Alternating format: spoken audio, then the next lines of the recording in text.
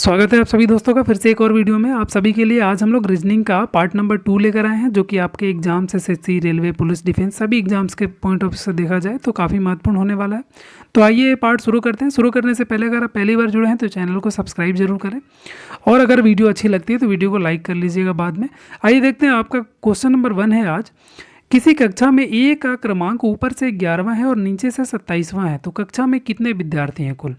तो देखिए, ऊपर या दाएं बाएं भी आप ले सकते हैं। ए बाएं से 11वां है आप मान लीजिए, ठीक है, 11वें नंबर पे ए है यहाँ पे, और दाएं से 27वां है मान लीजिए। राइट साइड में जो व्यक्ति सबसे लास्ट वाला है वहाँ से जब काउंट करेंगे तो 27वें नंबर पे है। तो यहाँ पे ये कह रहा है कि कक्षा में कुल कितने विद्यार्थी हैं, नंबर ऑफ जो विद्यार्थी हैं वो उनकी हमें पता लगानी है। अब देखिए, यहाँ 1 से लेके 11वें नंबर तक तो ठीक है, हम समझ गए। 1 से लेके 11वें नंबर तक हमारा ए है इधर से, और यहाँ से हम अगर पीछे से काउंट करेंगे तो 27वें नंबर पे है। मतलब अगर हम देखें तो 11 इधर माइनस कर दें, मतलब ये 11 स्थान इधर हम हटा लें 1 से लेके 11 तक, तो इसके अलावा 26 और हैं, ठीक है। तब तो जाके 11 नंबर पे जो है वो 27वें नंबर पे आ रहा है।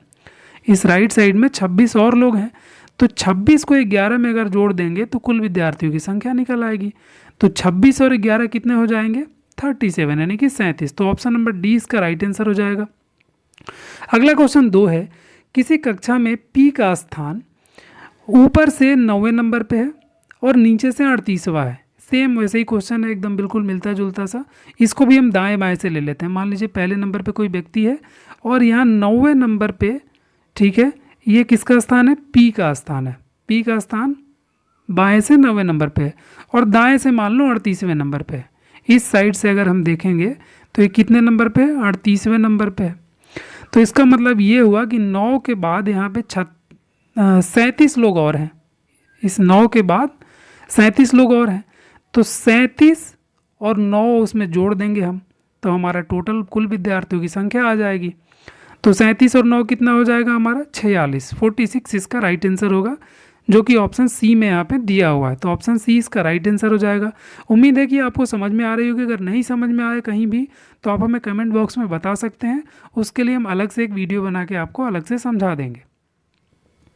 अगला क्वेश्चन नंबर 3 है। यदि किसी सांकेतिक भाषा में जून को NXPF लिखा जाता है तो उसी भाषा में स्टे को किस प्रकार लिखा जाएगा? अब देखिए, यहाँ पे अल्फ़ाबेटिकल कोडिंग डिकोडिंग का क्वेश्चन यहाँ पे आपको मिल गया, ठीक है। जून को लिखा रहा है NXPF, तो स्टे को क्या लिखना है? अब यहाँ पे समझिएगा, बहुत ध्यान से आपको समझना होगा। बहुत एक क्वेश्चन अगर अल्फ़ाबेटिकल का आप अच्छे से समझ गए तो बाकी इस तरह के जितने भी क्वेश्चन होंगे आप बहुत आसानी से समझ जाएंगे। अब देखिए, यहाँ पे करना क्या होता है। जून को अगर NXPF लिखा गया है तो मतलब J के स्थान पे N होगा, U के स्थान पे X होगा, और N के स्थान पे P और E के स्थान पे F। ये आया कैसे? सबसे पहले इसको पता करना है।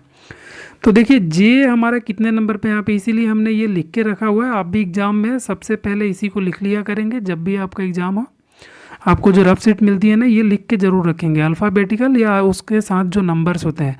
अगर आपको याद नहीं है तो, अगर याद है तो कोई बात नहीं।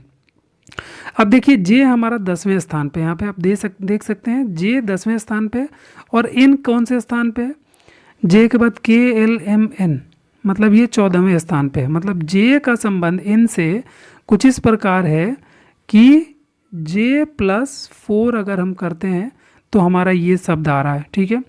U यहाँ पे दूसरे नंबर पे है जून में, और U के स्थान पे X है, तो U भी X, U+3 अगर हम कर रहे हैं तो ये X आ रहा है।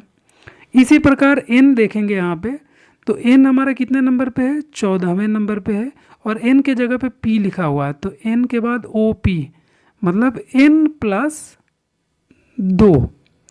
ये सीरीज कुछ इस प्रकार चल रही है। मतलब ये जो भी शब्द हैं, इसमें 4 जोड़ा, अगले वाले में 3 जोड़ा, उसके अगले वाले में 2 जोड़ा, और अगले E वाले में 1 जोड़ेंगे। तो इसी प्रकार स्टे को भी हम लिख लेंगे। स्टे के बाद S के बाद 4 अंक आगे आ जाएंगे। मतलब S से यहाँ पे देखिए कितने नंबर पे? 20वें नंबर पे होना है, 19वें नंबर पे है, ठीक है। S 19वें पे, 19 4 23, 23वें नंबर पे देखेंगे W है, तो इसका पहला शब्द W हो जाएगा। T कितने नंबर? T है हमारे यहाँ पे 20वें नंबर पे, T के बाद 3 जोड़ेंगे तो 20 के बाद 21, 22, 23, 23वें नंबर पे फिर से W आ जाएगा, यहाँ पे समझ पा रहे होंगे आप। उसके बाद A के बाद 2 जोड़ेंगे, तो A के बाद B C, यहाँ पे तीसरे नंबर पे C आ जाएगा, और Y के बाद 1 जोड़ेंगे तो Z आ जाएगा, C Z, W W C Z, कोई दिख रहा है? W W C Z, option number A इसका राइट आंसर हो जाएगा। उम्मीद है कि आपको ये समझ में आया होगा। नहीं समझ में आएगा तो आप कमेंट बॉक्स में ज़रूर बताएंगे। अगला क्वेश्चन नंबर 4 है, निर्वाचित का संबंध ऐसा किससे होना चाहिए जैसे कि दंडित का संबंध फांसी से है। अब दंडित अगर है तो उसको फांसी दिया जाएगा, निर्वाचित है तो ऑप्शन है स्नातक, अभिषेक, बर्खास्तगी या प्रदर्शनी। तो देखिए, निर्वाचित आदमी को हम क्या करते हैं? अभिषेक करते हैं। कोई चीज़ कोई निर्वाचित होता है, जैसे मान लीजिए कि अभी अभी हमारा लोकसभा का चुनाव हुआ है, उसमें जो लोग निर्वाचित हुए हैं उनको हमने क्या किया? अभिषेक किया, माला पहनाए वगैरह वगैरह किया, तो इसका संबंध हो जाएगा अभिषेक से, तो ऑप्शन बी इसका राइट आंसर हो जाएगा। अगला क्वेश्चन नंबर 5 है, निम्नलिखित श्रृंखला में अनुपलब्ध संख्या का पता लगाएं। अब देखिए, यहाँ पे एक श्रृंखला दी हुई है, 0, 2, उसके बाद क्वेश्चन मार्क है, फिर 12 है, फिर 20 है, फिर 30 है। अब इस तरह का अगर क्वेश्चन आए तो सबसे पहले तो हम इनके बीच का वो गैप देखते हैं कि कितना गैप है। जैसे 0 से 2 के बीच में अगर हम गैप देखेंगे तो कितने का गैप है? 2 का। अब इसमें हमें पता नहीं लग पाएगा इन दोनों में। 12 से 20 के बीच में गैप देखेंगे तो 8 का गैप है, और 20 से 30 के बीच में गैप देखेंगे तो यहाँ पे 10 का गैप है। ठीक है, यहाँ पे हमें 2 चीज़ें छूट रही है, मतलब इसके बीच के 2 और डैश के बीच में जो गैप है, और डैश और 12 के बीच में जो गैप है, 2 छूट रहा है। अगर यहाँ पे थोड़ा सा आप अपना लॉजिकल माइंड लगाएं और यहाँ पे 4 और 8 लिख दें, जो 2 छूट रहा है, तो देखिए 2, 4 और 6 सॉरी होगा, 8 नहीं होगा, 4 और 6 होगा, तो 2, 4, 6, 8, 10, ये कुछ इस तरह का एक सीरीज बन रहा है जिसमें 2-2 का अंतराल आ रहा है। तो यहाँ पे क्या ऐसा लिखें कि इन दोनों के बीच में 4 का और इन दोनों के बीच में 6 का गैप आ जाए। अब ये हमें पता लगाना है। तो अगर यहाँ पे हम 6 लिख दें, ये जो गैप है यहाँ पे अगर 6 लिख दें, तो देखिए इसके बीच में 2 और 6 के बीच में 4 का, और 6 और 12 के बीच में 6 का गैप हो जाएगा। तो ये हमारी श्रृंखला कंटिन्यू हो जाएगी, कोई दिक्कत नहीं होगा। तो यहाँ पे गैप में क्या आएगा? 6 आएगा, ऑप्शन बी इसका राइट आंसर होगा। अगला क्वेश्चन नंबर 6 है, किसी निश्चित कूट भाषा में नेम्स को TFNBO लिखा जाता है, तो उसी कूट भाषा में क्रेन को हम क्या लिखेंगे? अब देखिए यहाँ पे ये हमारा कोडिंग डिकोडिंग से और अल्फ़ाबेटिकल कोडिंग डिकोडिंग से क्वेश्चन है। इसको हम कोशिश करेंगे बनाने की, लेकिन इस क्वेश्चन में थोड़ा सा मिस्टेक है, हम लोग देख लेते हैं इसको चेक करके, अगर सही होगा तो इसको बनाएंगे, नहीं तो आगे बढ़ेंगे, इसको किसी और क्वेश्चन में करेक्ट करके हम लोग सही करेंगे। अगला क्वेश्चन नंबर 7 है, बेटा का संबंध अगर बेटी से हो रहा है तो भतीजे का संबंध किससे होगा? ये सबसे इजी है, किससे होगा? भतीजी से। ठीक है, ऑप्शन डी इसका राइट आंसर हो जाएगा। अगला क्वेश्चन 8 है, बताएं कि इनमें से कौन सा एक ऐसा है जो अन्य से भिन्न है। ऑप्शन से अब्रक, जिंक, आयरन और क्लोरीन। तो देखिए ये सभी जो तत्व हैं, ये सारे के सारे तत्व हैं, लेकिन ये ऊपर वाले जो तीनों तत्व हैं ना, ये प्रकृति में लगभग ठोस रूप में सभी पाए जाते हैं। नॉर्मल ताप और दाब पर, सामान्य ताप दाब पर ठोस में पाए जाते हैं, जबकि क्लोरीन क्या होता है? गैसीय फॉर्म में होता है। तो ये क्लोरीन इन सभी से क्या है? अलग है। ऑप्शन डी इसका राइट आंसर हो जाएगा। अगला क्वेश्चन नंबर 9 है, बताएं कि इनमें से कौन सा एक ऐसा है जो बाकियों से भिन्न है। अब देखिए ये भी हमारा कोडिंग डिकोडिंग का है और अल्फ़ाबेटिकल से। अब इसमें थोड़ा सा हमें लगभग सभी ऑप्शंस को चेक करना पड़ेगा, तब समझ में आएगा कि कौन सा भिन्न है। अब देखिए इनमें आपस में ही संबंध देखना पड़ेगा कि ये आपस में जो लिखा हुआ है अल्फ़ाबेटिकल नंबर्स, ये इनमें आपस में क्या संबंध है। जैसे सी को देखेंगे ये तीसरे नंबर पे है, जे को अगर देखेंगे तो ये 10वें नंबर पे है, मतलब तीसरे से 10वें प्लस 7 का है। और जी हमारा कितने नंबर पे आता है? तो जी आता है 7वें नंबर पे, मतलब 3, 10 और 7। कुछ ऐसा हुआ कि ये पहले नंबर पे जो शब्द है सी जो है, उससे दूसरे नंबर वाले शब्द के बीच में 7 का अंतर है। मतलब अगर हम बोल सकते हैं कि सी प्लस 7 और माइनस अगर करेंगे 10 में से 3 घटाएंगे, -3 करेंगे तो हमारा जी आएगा। तो +7 -3 का इनमें संबंध है पहले वाले में। दूसरे वाले में देखते हैं कैसा है। HNK, H हमारा 8वें नंबर पे है, N कितने नंबर पे है, 14वें नंबर पे। तो ये देखते हैं 8 6 14, यहाँ पे 6 ज़्यादा है।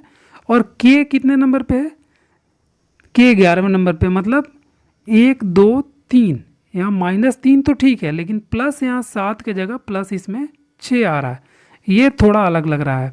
अब बाकी अगर ये किसी भी इन दोनों में से एक से मैच करते हैं तो हमें पता चल जाएगा। ELI तीसरे नंबर पे देखते हैं, E हमारा 5वें नंबर पे है, L कितने नंबर पे, 12वें नंबर पे, मतलब इसमें +7 का अंतर है। E और L में +7 का अंतर है।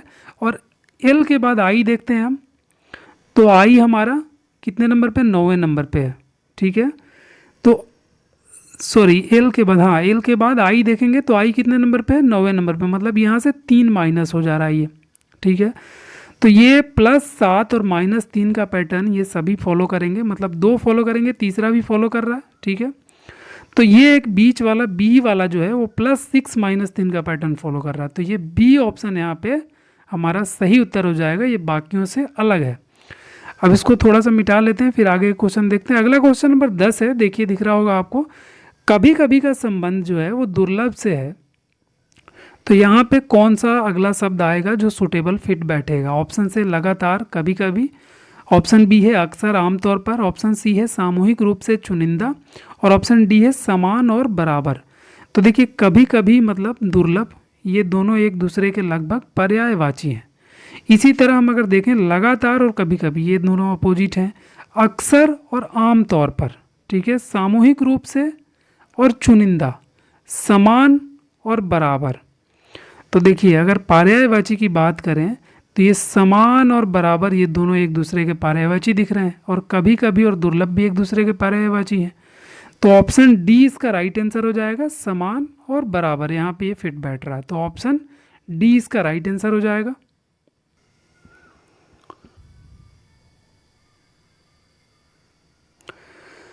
अगला क्वेश्चन नंबर 11 है, दिए गए रेखा चित्र में त्रिभुज लड़कियों को प्रकट करता है, वर्ग खिलाड़ियों को प्रकट करता है, और वृत्त उनके प्रशिक्षकों को। तब उन लड़कियों के बारे में चिन्हित कीजिए जो खिलाड़ी तो हैं प्रशिक्षक नहीं है, ठीक है। यहाँ पे देखिए समझने वाली थोड़ी सी बात है, बहुत ज़्यादा नहीं है, ये वेन आरेख वाला है। यहाँ पे त्रिभुज जो है लड़कियों को प्रदर्शित कर रहा है, मतलब ये त्रिभुज में जितनी है वो लड़कियाँ हैं। वर्ग खिलाड़ियों को, मतलब ये जो हमारा वर्ग है ये खिलाड़ियों को प्रदर्शित कर रहा है, और वृत्त प्रशिक्षकों को। तो इसमें पूछ रहा है कि ये चिन्हित करिए कि लड़कियों के बारे में चिन्हित कीजिए जो खिलाड़ी हैं पर प्रशिक्षक नहीं। तो देखिए खिलाड़ी ये है और लड़कियां ये है, प्रशिक्षक को हटा दीजिए, ये वाला हिस्सा हमें नहीं चाहिए। अब इसमें देखिए कि कौन सा कॉमन है, इन दोनों में कौन सा कॉमन है। तो ये बी वाला कॉमन है, ये खिलाड़ी भी है और लड़कियां भी हैं, लेकिन प्रशिक्षक नहीं है। तो ये बी यहाँ पे बीच में आपको दिख रहा होगा, ये इसका राइट आंसर हो जाएगा। ये बी के जितने भी संख्या होगी, ये बी का मतलब कुछ संख्या होगी, लड़कियों की संख्या होगी, तो ये जितनी भी संख्या में लड़कियां हैं ये खिलाड़ी भी हैं, खिलाड़ी तो हैं पर प्रशिक्षक नहीं है। तो ऑप्शन बी इसका राइट आंसर होगा। उम्मीद है कि ये समझ में आया होगा आपको। अगला क्वेश्चन नंबर 12 है, निम्नलिखित रेखाकृति में वृत्त द्वारा ग्रामवासी प्रदर्शित किए गए हैं। ये जो वृत्त है इसके द्वारा ग्रामवासी प्रदर्शित किए गए हैं। त्रिभुज के द्वारा शिक्षित लोग, ये त्रिभुज जो है इसके द्वारा शिक्षित लोग। आयत के द्वारा रोजगार लोग, मतलब जो रोजगार में है। अब किस अंक द्वारा यह कथन प्रदर्शित किया गया है कि कुछ शिक्षित ग्रामीण रोजगार में लगे हुए हैं? मतलब शिक्षित भी हो, ग्रामीण भी हो और रोजगार वाले भी हो, ऐसा कितने लोग हैं? तो ये ऐसा हमें देखना है कि तीनों में कॉमन आ जाए, मतलब वृत्त में भी, त्रिभुज में भी और आयत में भी। तो जब आप अच्छे से देखेंगे, ध्यान से देखेंगे, तो ये 4 एक ऐसा अंक दिख रहा है यहाँ पे जो इन तीनों में कॉमन है, ठीक है। आप देखिए बाकी जितने भी अंक हैं वो दो में या एक में ही है, लेकिन ये 4 नंबर का जो अंक है ये तीनों में कॉमन है। तो ये हमारा ऑप्शन बी इसका राइट आंसर हो जाएगा। ये 4 व्यक्ति ऐसे हैं जो शिक्षित भी हैं, ग्रामीण भी हैं और रोजगार में भी लगे हुए हैं। तो ऑप्शन बी इसका राइट आंसर हो जाएगा। अगला क्वेश्चन 13 है, नीचे दिए गए चित्र का अध्ययन करके उस भाग को पहचानिए जो शिक्षित ग्रामीण को दर्शाता है। तो देखिए यहाँ पे कुछ सर्कल्स दिए गए हैं, कुछ गोले दिए गए हैं। एक गोला शिक्षित का है, एक महिलाओं का और एक ग्रामीणों का है। यहाँ पे पूछ रहा है कि शिक्षित ग्रामीणों, मतलब ये शिक्षित वाले गोले और ग्रामीण वाले, सॉरी ये ग्रामीण वाले गोले और ये शिक्षित वाले गोले, इन दोनों में जो कॉमन होगा बस वही हमें देखना है। तो देखिए इन दोनों में अब यहाँ पे ये नहीं बोल रहा है कि वो महिलाएं हैं या नहीं है, तो मतलब हम उनको ले भी सकते हैं नहीं भी ले सकते हैं, तो ले ही लेते हैं। तो देखिए इन दोनों में, मतलब इस गोले में और इस गोले में जो कॉमन है वो 4 और 5 है, मतलब ये शिक्षित भी है और ग्रामीण भी है। तो देखिए ऑप्शन में दिया हुआ है यहाँ पे 5 4, ऑप्शन नंबर सी इसका राइट आंसर हो जाएगा, 5 और 4। अगला क्वेश्चन 14 है, रमाकांत उत्तर की ओर चलना प्रारंभ करता है। देखिए यहाँ पे फिर से दिशा वाला क्वेश्चन है, और दिशा वाले क्वेश्चन में हमने पहले बताया था कि आपके पास पेन और पेपर होंगे जो रफ वाले, उस पर सबसे पहले एक ऐसा डायग्राम बना लेंगे जिसमें ऊपर हमारा क्या होगा, उत्तर होगा, नीचे दक्षिण, दाहिने में पूर्व और बाएं में पश्चिम, और उसी हिसाब से कोनों को भी निर्धारित कर देंगे, अगर ज़रूरत पड़ी तो उसका भी इस्तेमाल होगा। अब देखिए कह रहा है रमाकांत उत्तर की ओर चलना प्रारंभ करता है। ये रमाकांत है, उत्तर की ओर चलना प्रारंभ कर दिया। कुछ क्षण बाद वह दाईं ओर मुड़ता है और फिर कुछ दूर चलकर बाईं ओर मुड़ता है, मतलब कुछ क्षण बाद वह दाईं मुड़ा ऐसे और फिर बाएं मुड़ गया ऐसे, ठीक है। यहाँ पे ये नहीं बोल रहा कितने किलोमीटर चल रहा है, बस दाएं बाएं का खेल चल रहा है। यहाँ से यहाँ गया, यहाँ से फिर यहाँ आया और फिर यहाँ बाएं मुड़ गया। अब थोड़ा बहुत मुड़ के चल भी रहा होगा।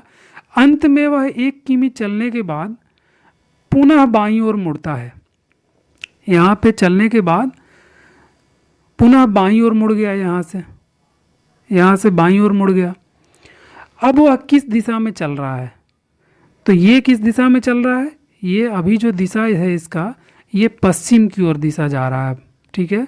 तो ऑप्शन डी पश्चिम इसका सही उत्तर हो जाएगा, ये पश्चिम की तरफ चल रहा है। अगला क्वेश्चन नंबर 15 है, अनुज इस प्रकार चलना प्रारंभ करता है कि उसका पीठ सूर्य की ओर है। देखिए ये भी दिशा से है क्वेश्चन, आप एग्जाम में ज़रूर इस तरह का डायग्राम बना लेंगे, अपने पास तो यहाँ पे दिया हुआ है तो इससे अपन समझ लेते हैं। अनुज इस प्रकार चलना प्रारंभ करता है कि उसका पीठ सूर्य की ओर है, तो मतलब ये किधर की तरफ चलेगा, पश्चिम की तरफ चल रहा है, ठीक है। कुछ समय बाद वह बाईं ओर मुड़ने के बाद दाईं ओर मुड़ता है।